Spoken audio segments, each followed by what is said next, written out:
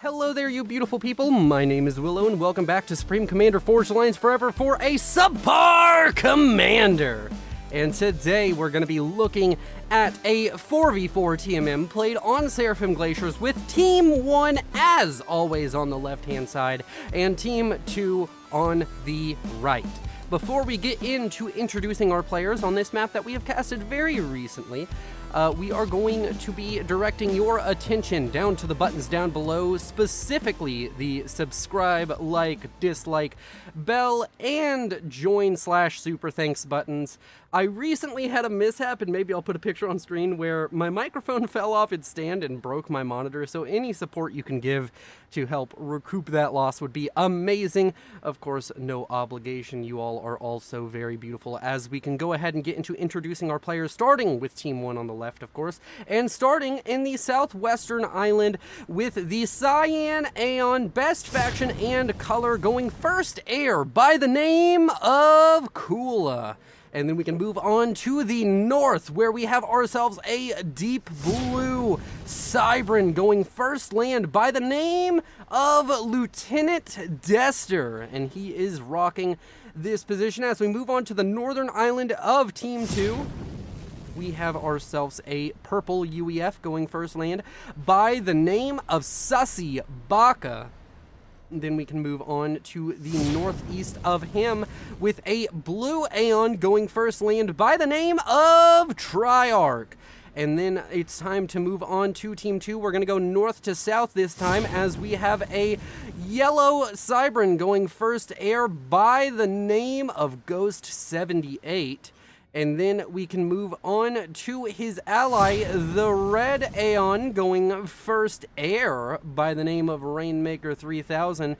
And of course, he is starting air, so he's going to be using the skies as his weapon. Very, very fitting for his name. As we move on to the last two players of the game, but certainly not the least, as we have an orange Aeon going first land by the name of Clinic. He's gone ahead and slinked his comm underneath the waves and seemingly is sending it to the middle island, as we have our last but certainly not least player, as he has made a mistake, as my voice cracks because I'm prepubescent.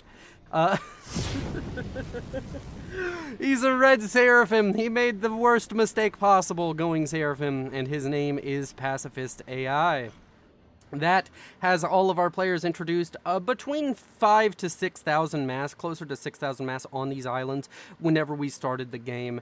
And of course, we can see how these players approach their inevitable great exchange of robotic forces in a bid to blow up the enemy comms. And it will be spectacular, I do promise you that, as this game goes on for quite a while. So I hope you all enjoy. Make sure to grab yourself a snack and a drink. As always, with my channel, I try to bring long and interesting games to you all, and you all seem to enjoy it.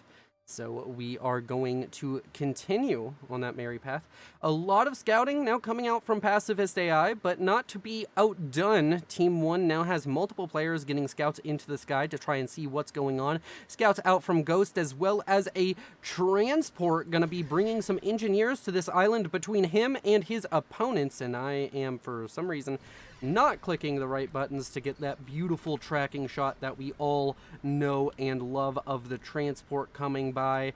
Gonna be doing a drop on this island. 5 engineers coming to do the work of the Cybran Overlord, although only 2 dropped on this island, as the rest of the transport, the rest of this, I believe it's called a Dragonfly. No, it's a Skyhook. Dragonfly must be the second tier of Cybran transports, is going to be taking them to the middle island. We do have a T1 bomber out that has managed to kill off an early expanding engineer that was walking its way over for Triarch. It had a very long walk across a very short ocean into a very big bomb. As we can see in the middle, a lot more focus coming out for this middle island for Team 2. We have the comm of Kiliax, we have 3 engineers from Ghost, and we also have a transport seemingly vectoring towards the middle island out for Rainmaker 3000. No similar expansion plans coming out from the progenitors of Team 1. Is that the right use of progenitors? From the players of Team 1. as we have a lot of expansion going on. Would like to point out down here, a lot of power adjacency on these mechs is out for Pacifist AI, and he now has finally grabbed up all of his mechs. As we reach the 5-minute mark, we can take a cursory look at economies. Rainmaker leading the pack at 27 mass a second has managed to get up quite a few T2 mechs, as Ghost, Sussy, Baka, Clinic, and Lieutenant Dester all doing relatively well, all of them close or above 20 mass a second. Everybody else a little bit lower now, as that is just how it's gonna go. You have winners and losers economically in this game. A couple of T1 bombers coming out, harassing the comm of Kula, who has sent it to this island, which is gonna give him great amounts of control here, as we do not have the same coming out from Pacifist AI. And we have a arty drop coming out from Kula. Best color, best faction, and amazing strategery coming out from the Cyan Aeon. I am, of course, very biased in my casts, because if you're Aeon, you automatically get rooted for. Everybody go play more Aeon as we watch the artillery shells. I didn't know if you track a T1 artillery, it tracks the artillery shells. That is actually quite amusing. We can see these players fighting it out. Going to see a lot of mass extractors go down, assumedly, and of course, maybe not the best, as it's only going to be T1 mechs is going down.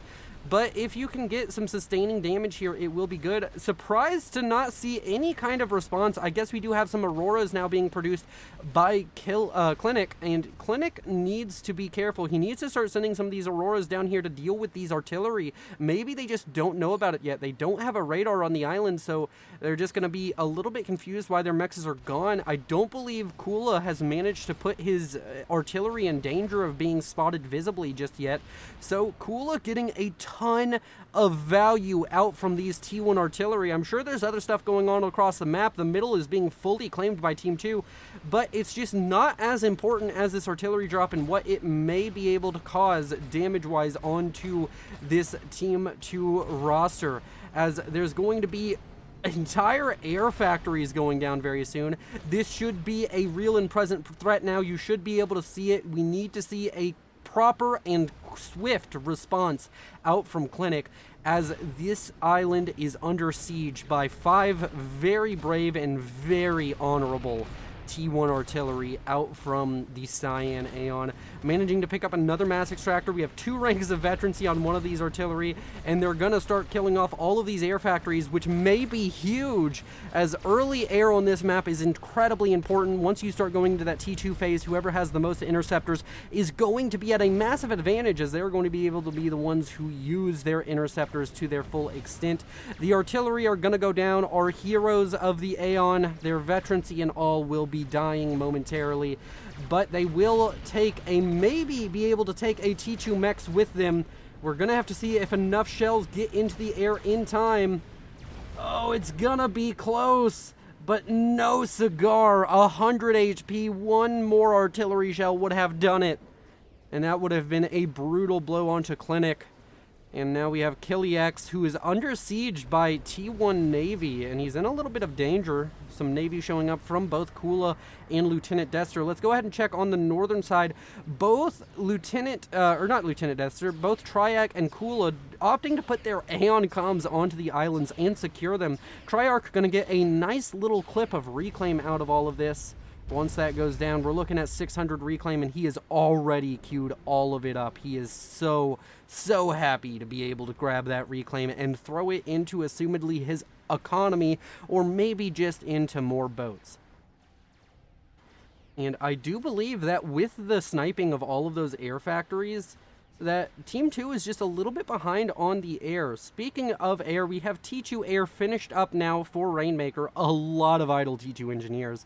Rainmaker, of course, his attention probably being taken by something else on the map, but overall doing very well economically. Highest economy player in the game. Speaking of the players, I guess now would be a good a time as any, as there's really not all that much action going on other than this small naval engagement, which will eventually go the way of Pacifist AI. Let's look at the ratings. Overall team ratings, 559 versus 585, 96 game quality, even though I don't believe in game quality as a good indicator of balance. And of course, we can look at the ratings range. They range all the way from 14 up to 1,063. The majority of players are sitting between 400 and 700, so a 300 rating range of that. And these players are going to be fighting it out to the death, of course. Team 2 going to have a little bit of struggles now as they have to re-expand into their own bases on this southeastern island, which has experienced so much pain and hardship, as another artillery drop imminent out from Kula. Gonna have to keep an eye on that. He has it loaded up with 5 artillery. Could maybe get a 6th on there if he is feeling particularly spicy.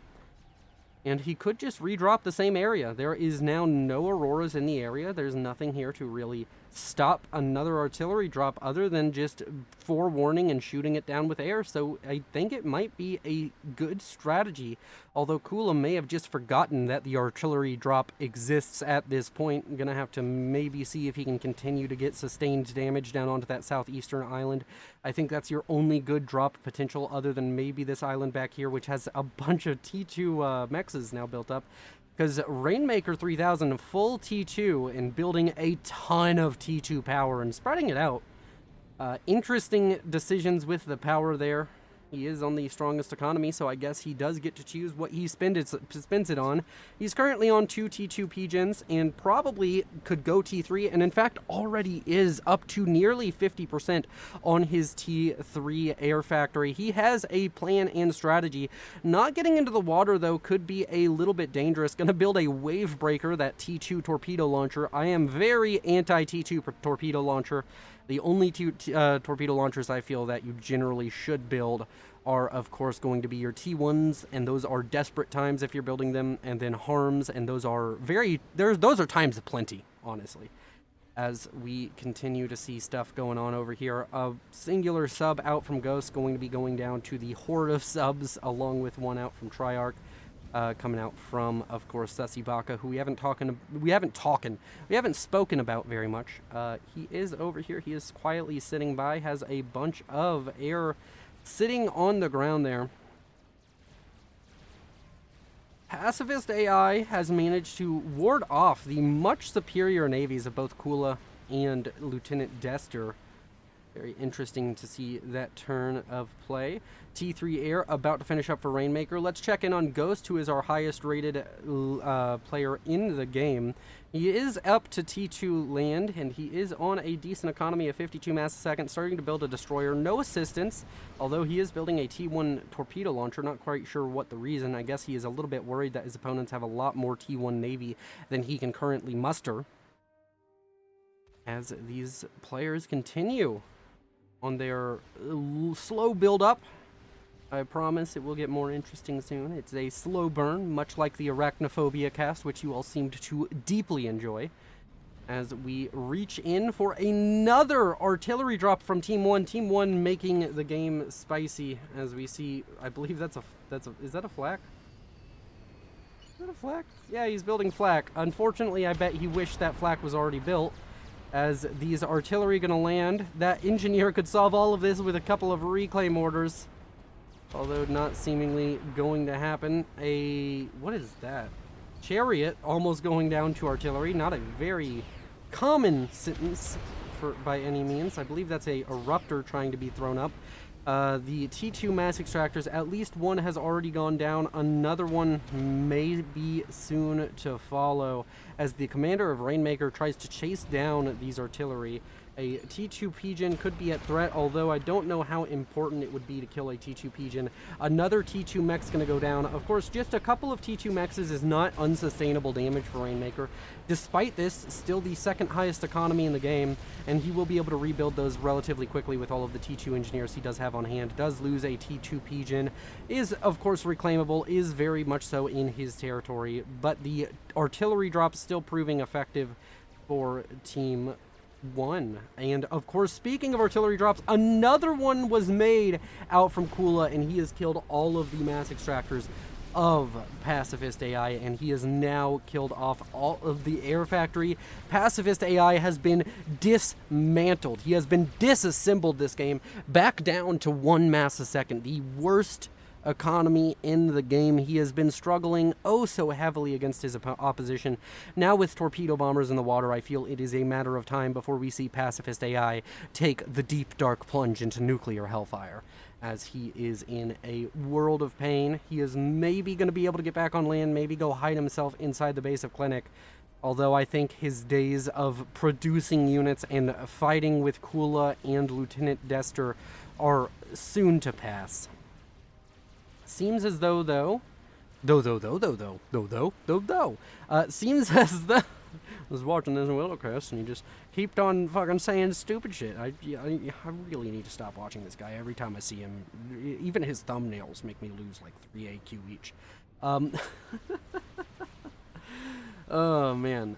So Clinic is showing up with, he has a lot of Navy. He has a lot of attack boats, which is a bit strange, but he has a decent number of frigates. Could show up to try and be a shield, try and be a protectorate of Pacifist AI, who is now going to, he's not even going to give a reclaim order, he is just going to struggle.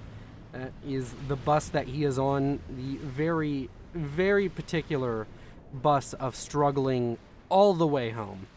And that is going to be an unfortunate turn of events for Team 2, as Team 1 has managed to get a lot of early aggression out, has managed to do quite well for themselves in this early game. And we have a decent T1 naval force over here, maybe even enough to challenge the destroyer, although I don't think there's enough here to deal with that Barracuda, so it would be ill-advised for them to attack. On the southern side, those 3 naval factories out for Pacifist AI have been dismantled by the frigates, mostly the Beacon classes, and the one Trident here to say I'm participating, as Beacon classes fight it out along with Auroras. The Trident gonna sit here, throw some shots into a frigate, maybe even pick up a kill, as this early naval battle, every frigate matters. Pacifist AI may be going for some reclaim orders on these frigates, or maybe just trying to run away, as he is in a very difficult position now. The mass extractors over here, though, mostly rebuilt by the commander of Clinic, who's really trying to help prop up the failed nation state of the Seraphim player Pacifist AI. Of course, I want to remind everybody that this series is not to watch low-rated people and rag on them. It is supposed to be informative. We are here to be positive. Do not go down into the comments and shit on these players. Do not go down there and tell them they are bad or whatever.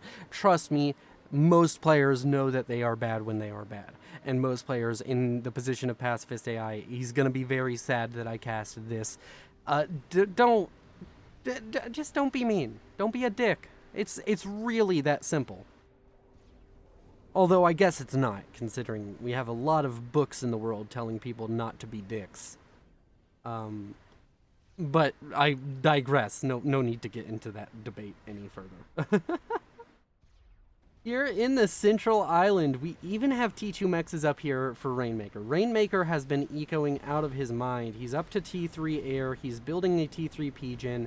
He is in a strong position, although I will have the very slight criticism of he's doing nothing with it. He has been ecoing and only ecoing. He has built some flak. He's built some PD. He hasn't built... I don't know if he's built a single unit that attacks enemy units other than an interceptor. So gonna need to see how much stock he puts into units, because they are very important to winning the game. Barracuda's now being used to clean this up. Does seem as though that destroyer I was speaking about earlier did fall to the mass frigate. I think it's 7 frigates to kill a destroyer if both sides micro properly. A Exodus class is going to be relatively good at killing off Barracudas, although I'm pretty sure 2 Barracudas maybe still beat it. In fact, there were 3 to begin with. And I think that's another Exodus class going down. Nope, that is a Beacon. I was wrong. The Beacon have those little wings with the lights, whereas the Exodus has the wings, but they don't have lights. So, fun fact for you. They do look very similar, and I know that you could just say, well, one's bigger than the other, but it's hard to tell when they're sinking under the waves with the refraction that this game does. And the Barracudas, it seems as though the damage was separated onto a lot of them. He had enough damage there to kill at least 2 of these Barracudas, and instead only none of them going down. Only none of them have died. Oh, spicy. As down here to the southeast, we have T1, or not T1, T2 gunships, Spectres, out from Clinic. Yet again, still trying to shield his pacifist AI ally, who is sending his comm into the base of Clinic. Has just decided to run away from his problems, which is, you know what, it's an option. I don't think he's going to be able to come back from this. Pacifist AI, whoa!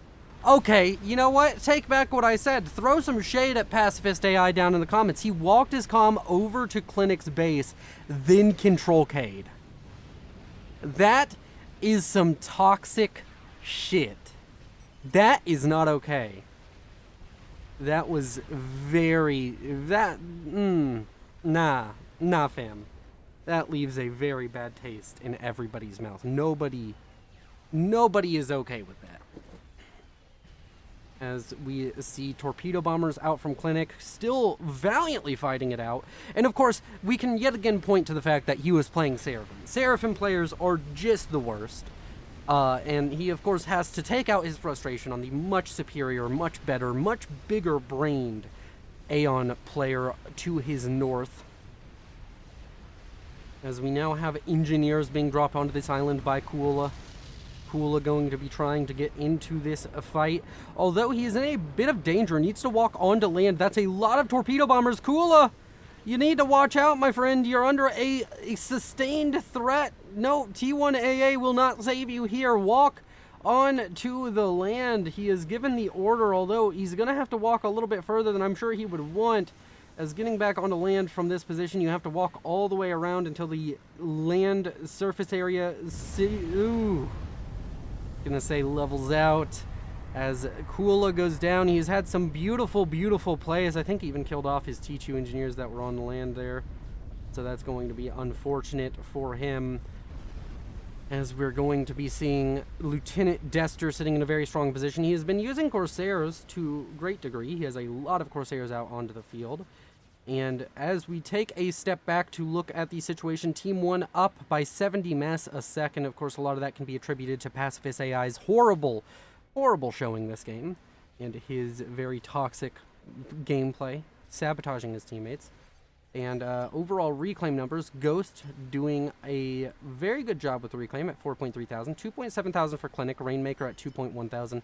Everybody on Team 2 below everybody on Team, or everybody on Team 1 below everybody on Team 2. So very interesting play coming out there. Overall economies, Lieutenant Dester sitting on 137 mass a second.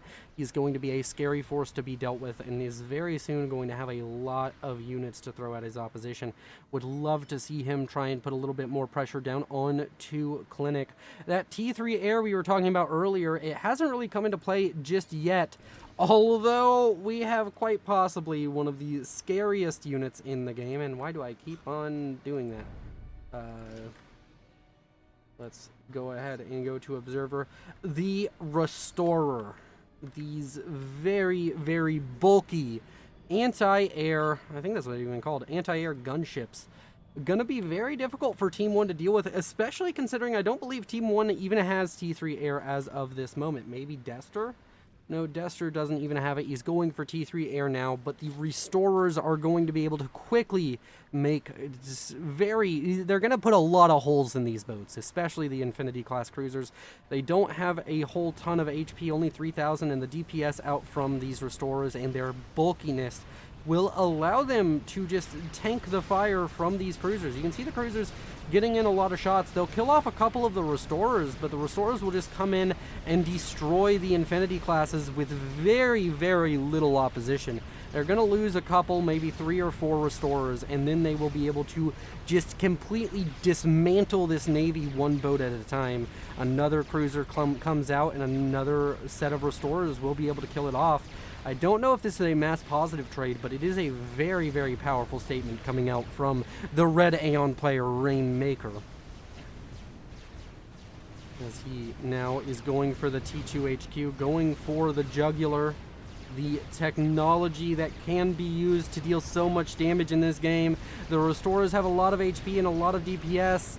If there's no repair command given to all of these engineers, this HQ almost assuredly going down in very quick succession as a couple more Restorers show up to the field, and that HQ does go down to the Restorers, who are just wreaking havoc upon the naval production of Triarch.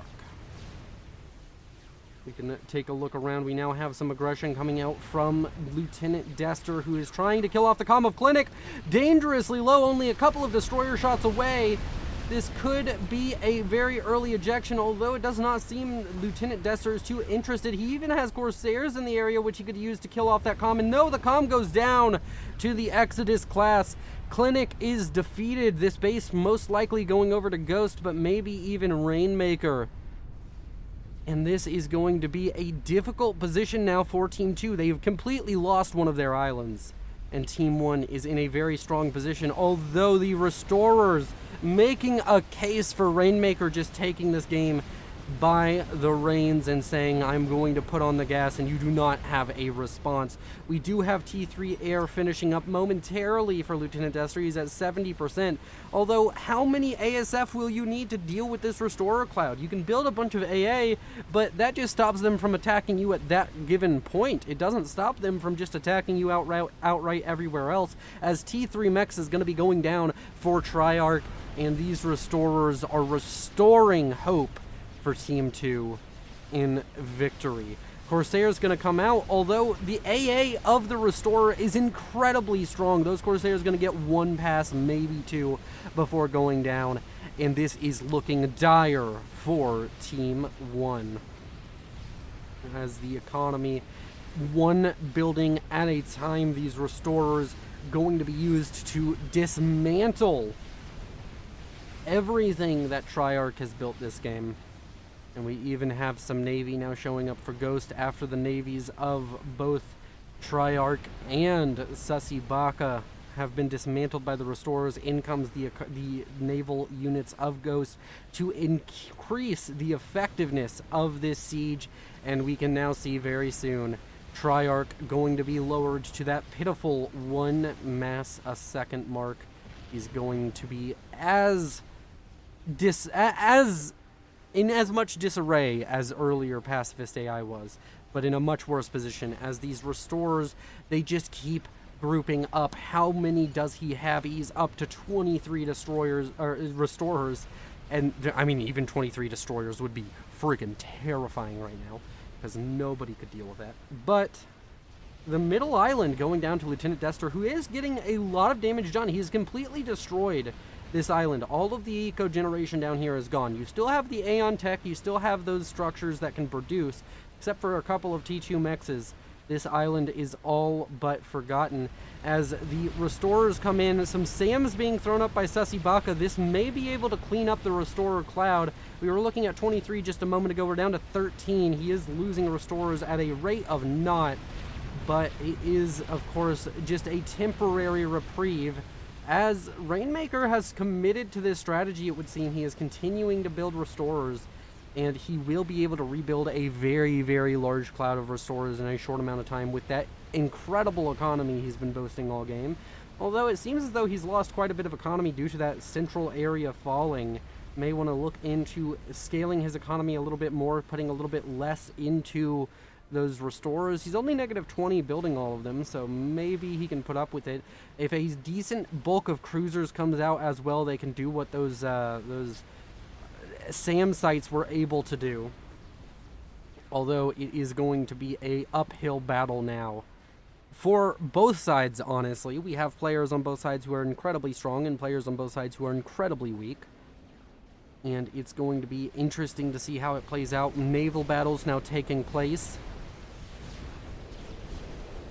And it does seem as though it's going very poorly for Sussy Baka, who only has T1 Navy. He's throwing out a lot of units, admittedly, but not quite able to put up with the firepower that those Salems and Sirens bring to the field.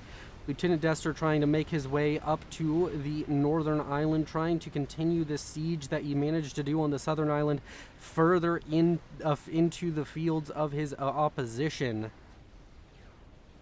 As I stutter. And over here, Triarch, he's still alive. He's trying to get some kind of upgrade. Do we have any idea what that is? Triarch T3. That's going to be a pitiful decision. He's probably going to die to destroyers momentarily. Destroyers will be able to get in here and kill that off. Restorers trying to be used to stop the naval aggression out from Dester, along with a bunch of wave breakers, which admittedly I'm against building these wave breakers. They are going to... They're going to be a small speed bump, so maybe that's enough time for him to get out enough restorers to just mop up any navy that shows up from Lieutenant Dester. Overall economies, Lieutenant Dester sitting on 190 mass a second versus Ghost at 164. Everybody else below 100 mass a second. As the destroyer count for Ghost is starting to become a little bit overwhelming. He has a lot of units being pumped out of these 3 naval factories. And he is not putting the brakes on anytime soon. This is the Ghost show. As Triarch is going to die. It was already really a 2v2, but this officiates the 2v2. And the Restorer Cloud is rebuilding. How many is he up to now? 13. Not quite reaching those levels he was once at with 23. Although, given enough time, I'm sure he will once again reach that point. Working on T3 mexes, so that's probably slowing down his Restorer production quite a little bit. As Restorers are not cheap in the mass department or the power department. They are very powerful. Destroyers over here to the northwest. Starting to get into the production of Sasibaka, who has tried to create a stalwart defense kind of situation up here. Lieutenant Dester now showing up with a large swaths of naval units. We now have a decent clump of T2 naval units clearing up this island, and Team 2 has been forced into a corner, literally. They are stuck in this northeastern corner. They cannot manage to hold on to any territory outside of that. There's a SAM down here, but other than that, there is nothing of value on this island. I'm surprised we don't see expansion happening. Does seem as though there are some T3 engineers now on the way over there for Lieutenant Dester. Might be worth his time to invest in a Tempest, as it can produce cruisers very, very quickly for him, and of course has that long-range naval siege. As my phone makes a noise. Thank you, Snapchat. I will freaking mute you.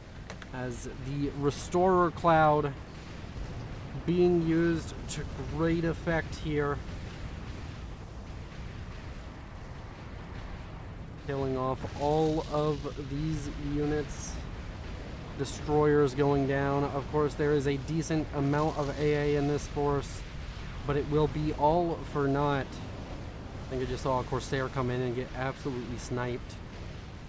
As Salem's go down, the entire naval force here going down. Only one wave break going down for... what's his name again? Rainmaker, who is in fact making rain. He's restoring his slot in this game as that naval powerhouse, killing more Infinity-class cruisers. And just overall being a nuisance that right now Lieutenant Dester is just not in a position to face. And this entire naval force that has done so much for Lieutenant Dester is now going to be cleaned up and dealt with. A large naval assault now happening for Ghost into the naval production of Sasibaka. Getting a lot of firepower is what I should say. Firepower concentrated onto these factories. One at a time they will fall. And this will lock Sasibaka out of the naval game momentarily. He's going to be very unpleased, unhappy to see this turn of events. Is that a destroyer out of Lieutenant Dester? Nope, that's still a destroyer for Ghost.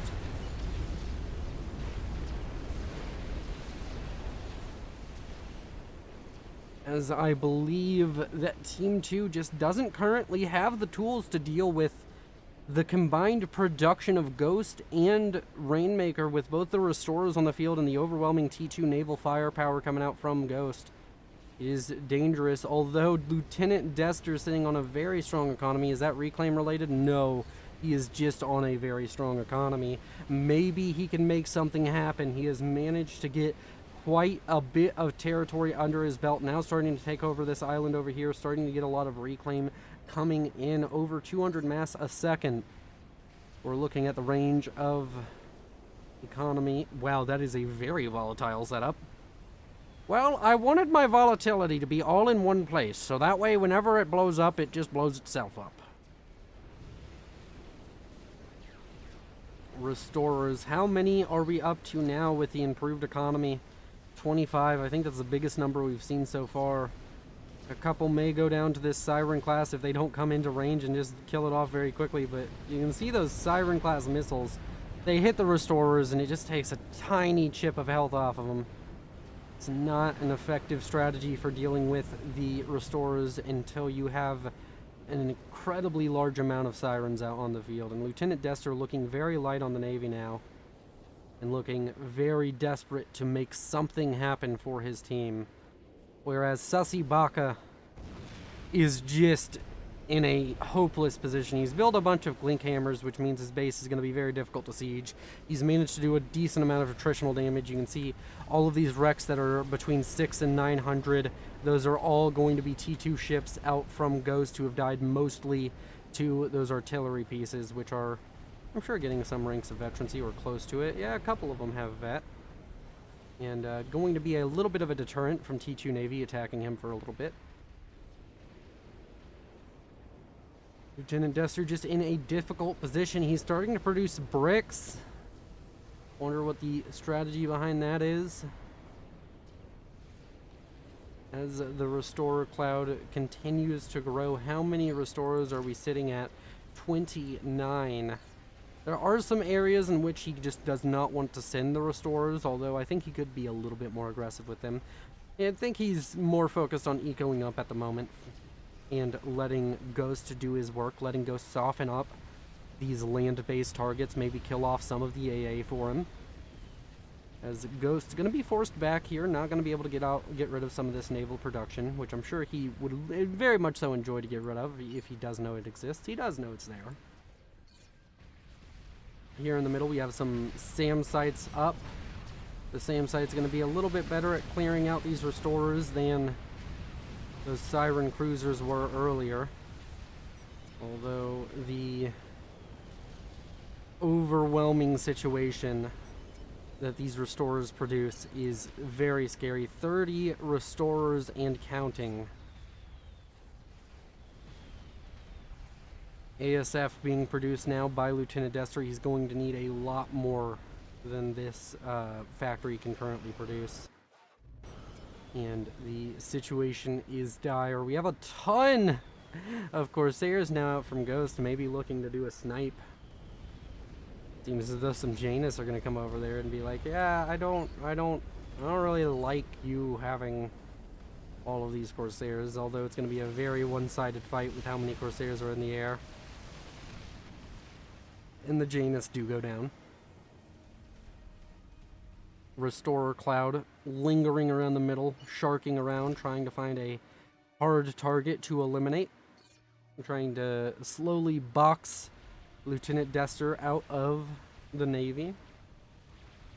Huge Corsair snipe coming in, seemingly going for that power generator, although there's enough shields in the area to stop any kind of that air aggression from gaining any real value, along with the SAMs and the anti-air built earlier for the Restorers. Massive amounts of Barracudas out on the field.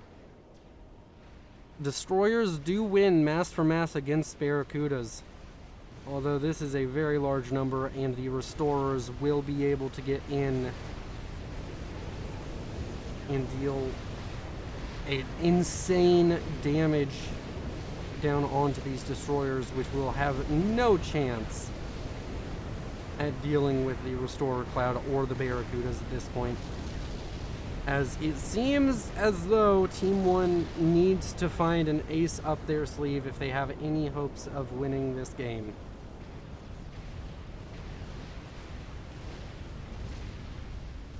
The spectacle of Restorers firing is... It doesn't look like they should do that much damage, does it? It is a lot of projectiles, but they look very, very light, very not so damaging, but that DPS, as you can see, is absolutely brutal coming out from those restorers.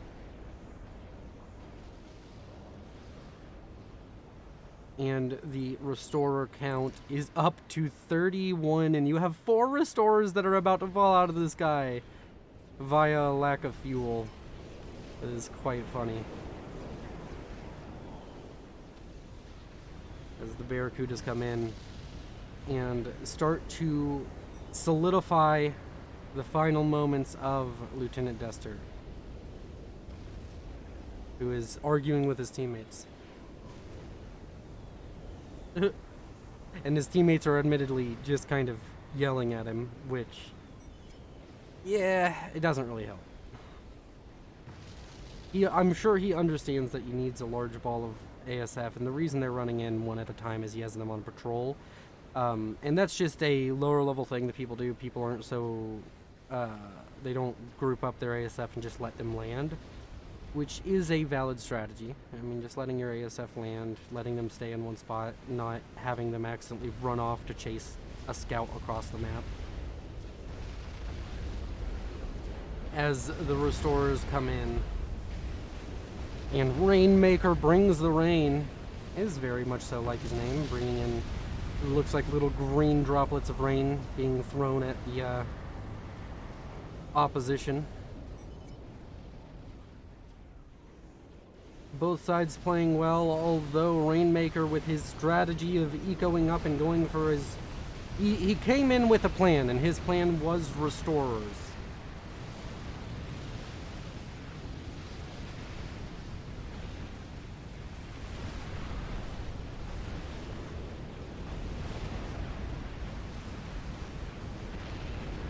The restoration of Kula's former base oh so long ago. One of the more powerful players in the game going down in moments to this cloud of restorers. And with that, I think the game to be pretty much over. We're going to just select the tracking cam onto the restorers and let them escort us through the end of this game.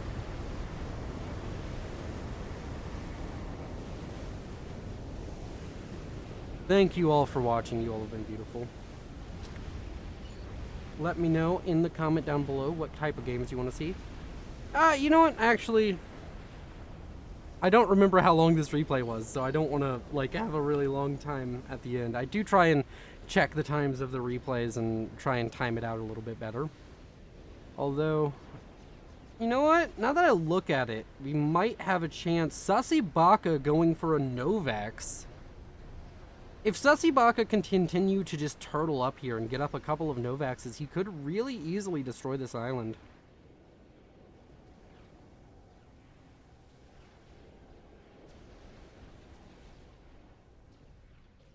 I do, of course, only watch the, I watch about halfway so in case you were curious, and this might be useful for other casters, maybe functions watching this, how I do replay reviews whenever I'm not watching replays that are submitted to me, is I watch about halfway through, make sure it has something interesting that I like, make sure that it has something cool going on. This time I saw the large cloud of restorers, and I was like, you know what, I want to cast it. And then I usually just go into a corner like this and make sure there's no desync. I usually do like this so I don't see anything. I make sure there's no desync. I have it showing on one of my screens. And then I wait for the end and I don't pay attention to who won. So that way I don't actually know who wins these games. I just check for the mid-game to be interesting and make sure it's not like 2 hours long after an interesting mid-game, because usually that's a turtley game. So either team could still win it. As Sirens coming in, laying siege to the base of Dester. And Dester seemingly in a desperate, that didn't work, desperate situation. As how many restorers are we now sitting at? 39 plus 11 that are about to be out of fuel. I wonder how many restorers he's actually losing to restorers just falling out of the sky from damage.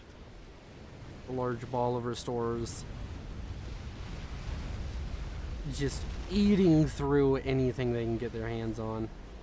Destroying every morsel of blue that they can find on the map, just eating them alive. The Novax is at 30%. As Lieutenant Dester control Ks.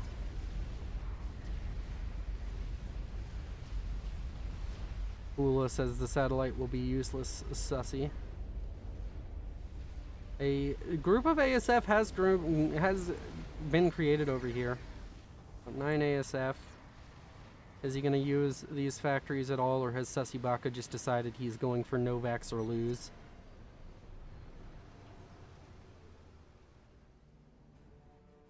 The game being drawn out to its eventual conclusion. Although I feel like Team 1 has such a disadvantage that we're going to speed it up for the last few minutes here and see exactly what happens, see when the interesting plays do happen. As the navies of Ghost being used to try and clean up the southwestern island. Sussy Baka still sitting on an insane economy, honestly. Maybe if, yet again, maybe he wins. Maybe he gets up a few Novaxes. He's just doing his own thing. A ton of Corsairs coming in, trying to be used to kill off naval production, not going to be all that effective. The Restorer Cloud returns home. Do we have any air staging? We do. So, the Restorer Cloud. How many Restorers is he sitting on? Oh, he's lost quite a few, in fact. So, the Restorer Cloud's been cleaned up mostly. I guess it's mostly... Maybe they fought into all of these... or those cruisers are his allies. Why do I keep making this mistake? The Restorer Cloud coming to the middle island. Will be able to kill off these bricks if they so feel like it. But nope, leaves the bricks to live another day. 35 Restorers. Never mind, I was wrong. The Restorer Cloud wasn't really cleaned up at all. The Novax is online, is being used to kill off a lot of stuff over here. Does kill off a ton of power. Can maybe get some damage done, but the question is, can he withstand the assault? Can he withstand the overwhelming number of Restorers? Restoration is at hand. Can he survive it? He has a lot of AA. The Restorers will be going down, but will it be enough? Corsairs coming in to add a little bit of DPS, but no, Sussy Baka goes down. And I'd like to thank you all for watching. Thank you to the Patreons. You all are beautiful. I'll see you in the next one. This is Willow, signing off.